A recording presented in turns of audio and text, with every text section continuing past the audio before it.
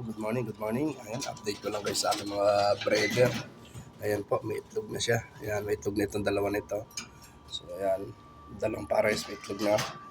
Ito, siya yung unang nangitlog itong dalawa na ito, kaso binasag nila.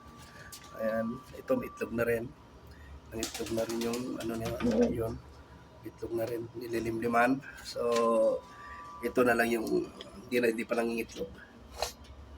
So sa apat na pares, dalawa na yung nangitlog. Ito, nangitlog na yun, ito, nangitlog yan ang unang nangitlog. Kaso binasag nila yung dalawang nangitlog. Tapos ito, nabasag yung isang itlog, kaya isa lang yung nililimliman nila. Ito, isa lang yung nilabas talaga nila. Isang itlog ngayon nilabas nila. Ayan po. Yun yung mga update ko lang kayo sa aking breeder. Ayan. Yung, yan yung mga ibon natin sa ngayon na talagang na panimula uli. Ayan. Ginawan ko sila ng ganito, yung screen para yung dumi nila hindi dumiretso laging naaapakan. Kasi dati naaapakan eh. Ngayon, ginawa ko ng screen ganito. Para yung dumi nila, diretso lang siya doon sa sa plywood niyan sa aking salo. Yan, diretso lang sila para hindi siya lalaging hindi madumi. Hindi na naaapakan yung dumi nila. Ayan, ginawaan ko kahapon. Ay, kahapon isang araw. Kasi kahapon di tayo nakapag, medyo masama ang lasa natin eh. Maghapon lang tayong nakahiga. Ito yung mga young bird. So, inunti-unti na nating bitawan. Ayan sila dito sa likuran. Naglalakad lang ganyan, yung iba na sa taas na. Nakakalipad na. Ayan. Ayan sila. Ito.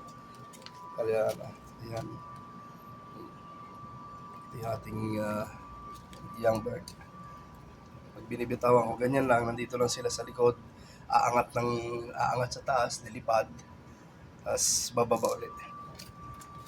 May patuka niya mga yan kasi sinasanay nila natin sa oras ng patuka para pagdating ng entry, may alam nila yung oras ng uwi nila. Alam nila yung oras ng kain nila.